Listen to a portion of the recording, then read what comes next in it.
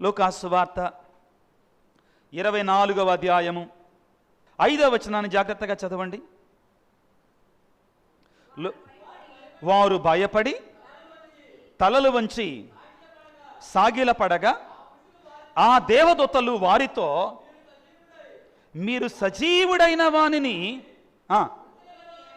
మృతులలో ఎలా వెతుకుచున్నారు? చాలా ఇంపార్టెంట్ మాట అండి. ఏమంటున్నారు? సజీవుడయ్యాడు కదా ఆయన, సజీవుడైనటువంటి వారిని మృతులలో ఎందుకు వెతుకుతున్నారు?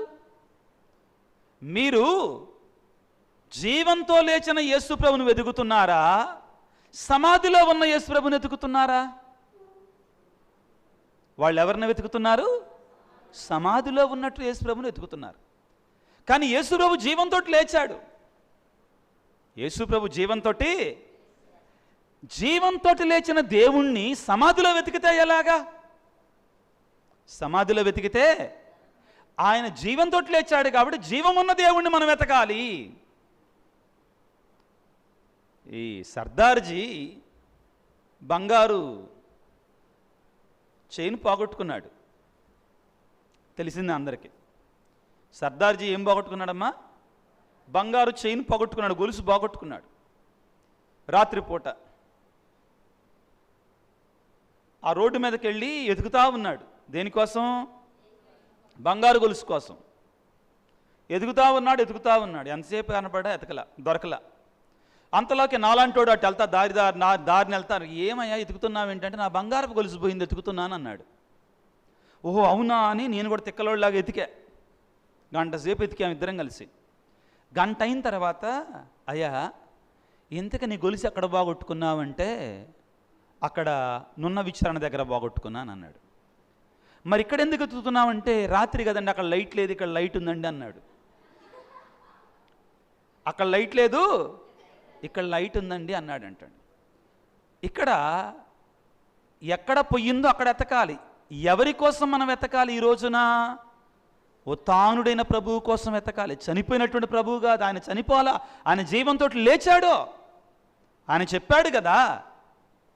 ప్రియులారా, అందుకే యేసు ప్రభు ఏం చేశాడో తెలుసా? 40 రోజుల పాటు వారితో ఉండి వారి విశ్వాసాన్ని బలపరిచాడు. వాక్యాన్ని చదువుకుందాం. అపోస్తుల కార్యాలు 1వ అధ్యాయం. చాలా చక్కటి మాట అక్కడ ఉంటుందండి.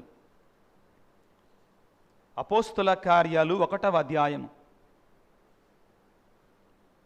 3వ వచనాన్ని జాగ్రత్తగా చదవండి.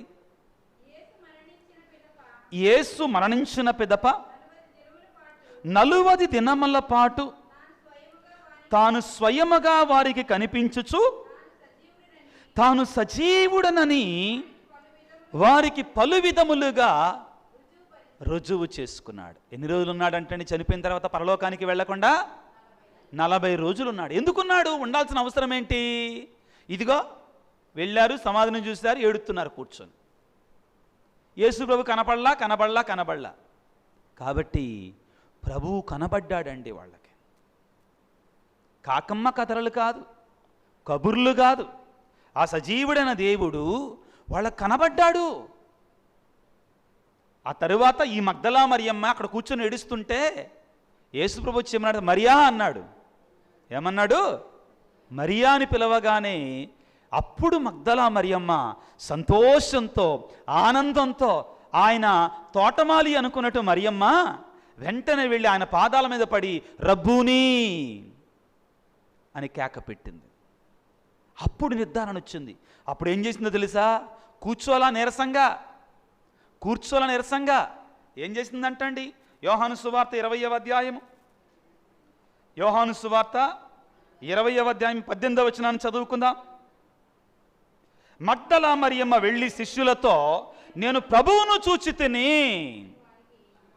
I have seen the lord. ఏం చెప్పిందండి అప్పుడు? అంతకుముందు ఏం చెప్పింది? ప్రభువుని ఎవరు ఎత్తుకొని పోయారు. చూడండి, మార్పు చూడండి. ప్రభువుని ఎవరో ఎత్తుకొని పోయారు కాడి నుంచి ఎలా మారింది ఆవిడ మనస్తత్వం? నేను ప్రభువుని నా కళ్ళారా చూచాను. మొదట ఆ కంగారులో ఉంది, ఆ టెన్షన్లో ఉంది, ఆ భయంలో ఉంది, నమ్మలేకపోయింది. ప్రభువే స్వయంగా ఆ తల్లి దగ్గరికి వచ్చి తాను ఉత్థానుడయ్యాడు అని కనబడగానే, తనతో మాట్లాడగానే నమ్మింది, విశ్వసించింది. విశ్వసించి దుప్పట కప్పుకొని నిద్రపోలా. విశ్వసించి ఏం చేసింది? పరిగెట్టింది. ఏం చేసింది? పరిగెట్టింది. పరిగెట్టి శిష్యులతోటి, నేను ప్రభువును చూచాను, I have seen the Lord, I have seen the Lord. ఎందుకు ప్రభు 40 దినాల పాటు ఉన్నాడు అంటే, వారి విశ్వాసాన్ని ఏం చేశాడంట? బలపరిచాడు. ఆయన సజీవుడిగా లేచాడని నిరూపించుకున్నాడు. అపోస్తుల కార్యాలు 1వ అధ్యాయము 3వ వచనములో, యేసు మరణించిన పిదప 40 దినముల పాటు తాను స్వయముగా వారికి కనిపించుచు లేచిన తర్వాత తాను సజీవుడనని వారికి పలు విధములుగా రుజువు చేసుకున్నాడు, చూపించుకున్నాడు, నేను లేచానని. ఇది అందుకనే ప్రియులారా, శిష్యులు భయపడలా. ఏమండి, ఒక విషయం చెప్తా మీకోసం. ఒకవేళ యేసుప్రభు చనిపోయి సమాధిలోనే ఉన్నట్లయితే ఎవరన్నా ఆయన కోసం చచ్చిపోయేవాళ్ళ? శిష్యులందరూ ఆయన కోసం చచ్చిపోయారంటే వాళ్ళ కళ్ళారా వాళ్ళు చూశారు యేసుప్రభు ఉత్థానం కావటం. అది నిజం. కాబట్టి ఆయన ఉత్థానుడని ఆ ప్రభువు కోసం వాళ్ళందరూ కూడా చనిపోవటానికి సిద్ధమయ్యారు. అపోస్తుల కార్యాలు 2వ అధ్యాయము 31వ వచనములో, అపోస్తుల కార్యాలు 2వ అధ్యాయం 31వ వచనములో, క్రీస్తు పాతాళములో విడవబడలేదు, ఆయన శరీరము కుళ్ళిపోలేదండి. యేసు ప్రభు శరీరము కుళ్ళిపోలా, ఆయన సజీవుడిగా లేచాడు.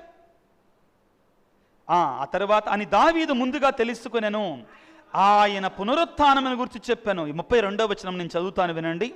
ఈ యేసును దేవుడు సమాధి నుండి లేపెను. ఆ తర్వాత ఏమంటున్నారండి శిష్యులు? జాగ్రత్తగా వినండి. ఈ జరిగిన విషయమునకు మేమందరము సాక్షులము. We have seen, we are the witnesses, మేము చూసాం, మేము సాక్షులం. ఆయన సజీవుడిగా లేచాడు. మొదట్లో మేము నమ్మలేకపోయాం, సమాధి దగ్గరికి వెళ్ళాం, మేము భయపడ్డాం. కానీ ఆయనే స్వయంగా మా దగ్గరికి వచ్చాడు. ఆయనే స్వయంగా మా దగ్గరికి వచ్చాడు. ఏమన్నాడు? మీకు శాంతి కలుగునుగాక. ఏమన్నాడు? మీకు శాంతి కలుగును. యోహాను సువార్త 21వ అధ్యాయంలో ఏం చేశాడు యేసు ప్రభు? తానే స్వయముగా వచ్చి రొట్టెను విరిచి చాప మొక్కను వాళ్ళకి ఇచ్చాడు, తినండి అన్నాడండి. తిబేరియా సరస్సు తీరమున, ఎక్కడ? తిబేరియా సరస్సు తీరని అక్కడికి వెళ్ళానండి. అక్కడికి వెళ్ళాను. చాలా చక్కని సీన్. మీలో కూడా కొంతమంది వెళ్ళి ఉంటారు. చాలా చక్కని ప్రదేశం. అక్కడ ఇప్పుడు ఒక చక్కని దేవాలయం ఉంది ప్రియులారా, మంచి దేవాలయం ఉంది. ఆ బ్రేక్ఫాస్ట్ పొద్దున్నే యేసు ప్రభు ఉత్థానమైన తర్వాత ఇచ్చినటువంటి బ్రేక్ఫాస్ట్ అన్నమాట ఆ ప్రదేశం. చాలా చక్కని ప్రదేశం. ఇవన్నీ సజీవ సాక్ష్యాలండి, ఆయన సజీవుడే లేచాడని. ప్రియ దేవుని బిడ్డలారా, ఆయన దేవుని కుమారుడు, మరణాన్ని గెలిచినటువంటి వాడు. ఇక ఆయన మీద పాపానికి కానీ, మరణానికి కానీ, సైతానుకు కానీ ఎటువంటి అధికారము లేదు. ఆయన జయాన్ని పొందాడు. శిష్యులు ఏమంటున్నారు? మేము చూచాము, మేము సాక్షులం, ఆయన సజీవుడిగా లేచాడు.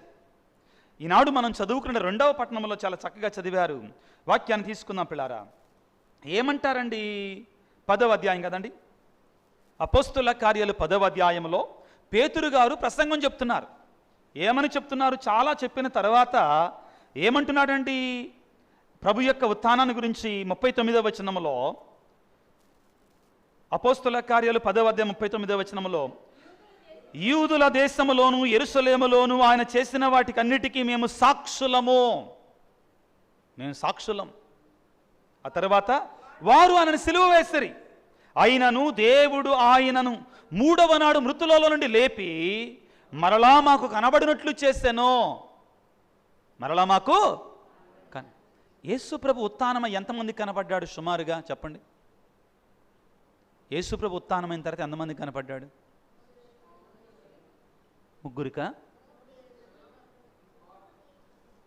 3,000 మందికా? ఎంతమందికి కనపడ్డాడు?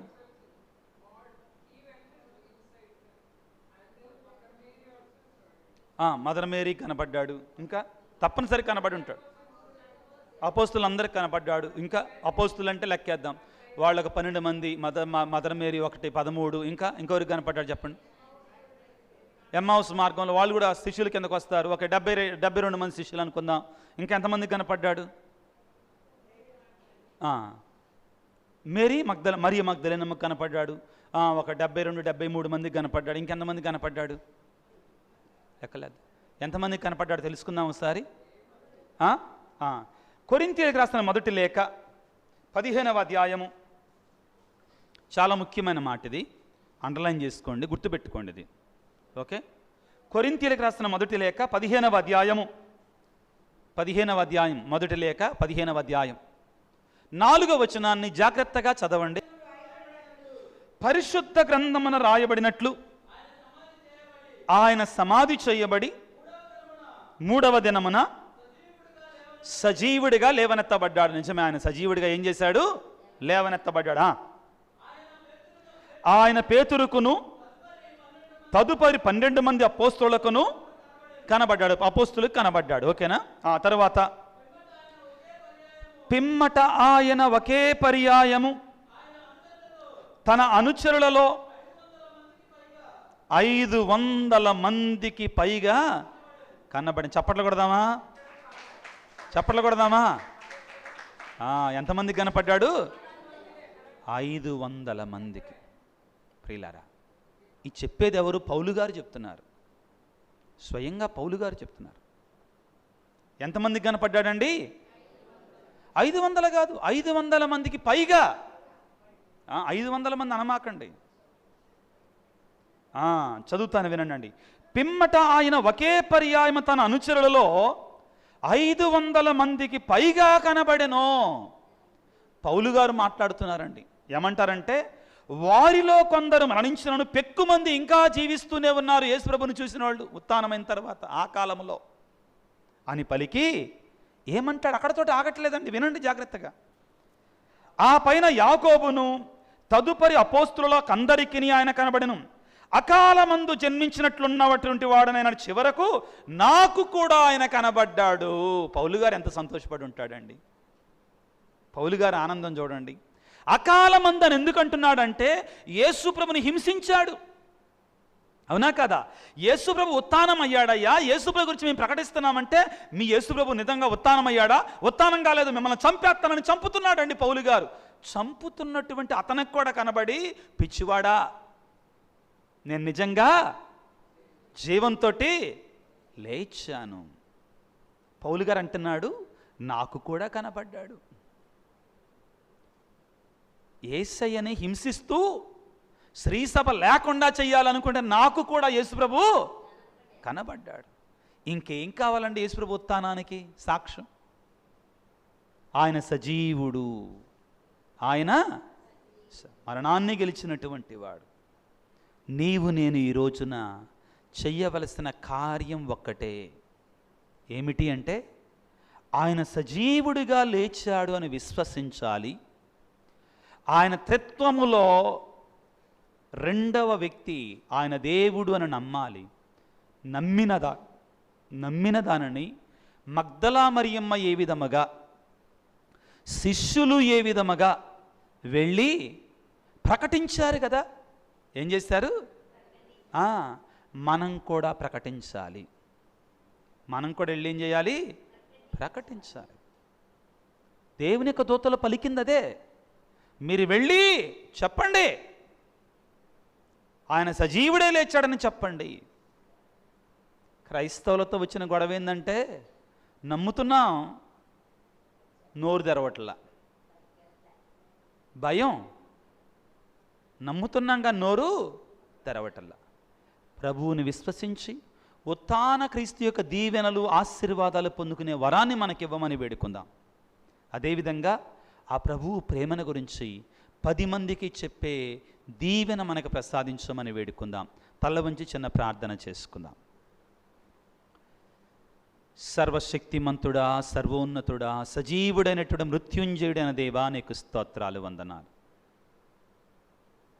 ప్రేమ కలిగిన తండ్రి, మరణాన్ని గెలిచిన దేవా, సైతానుపై విజయాన్ని పొందినటువంటి విజయుడా, మృత్యుంజయుడా, మీకు స్తోత్రాలు, వందనాలు. నీ పునరుత్థాన మహోత్సవంలో పాల్గొంటూ ఉండగా ఈ దివ్య బలి పూజలో పాల్గొనని యొక్క వాక్యాన్ని ఆలకించిన దివ్య శరీర రక్తాలను స్వీకరించే గొప్ప ధన్యత మాకు ఇచ్చినందుకు మీకు స్తోత్రాలు. ప్రత్యేకంగా ఇప్పటి వరకు మీరు మాతో మాట్లాడిన దేవా మీకు స్తోత్రాలు. నీ ఉత్థానాన్ని గురించి మాకు బోధించిన దేవా మీకు స్తోత్రాలు.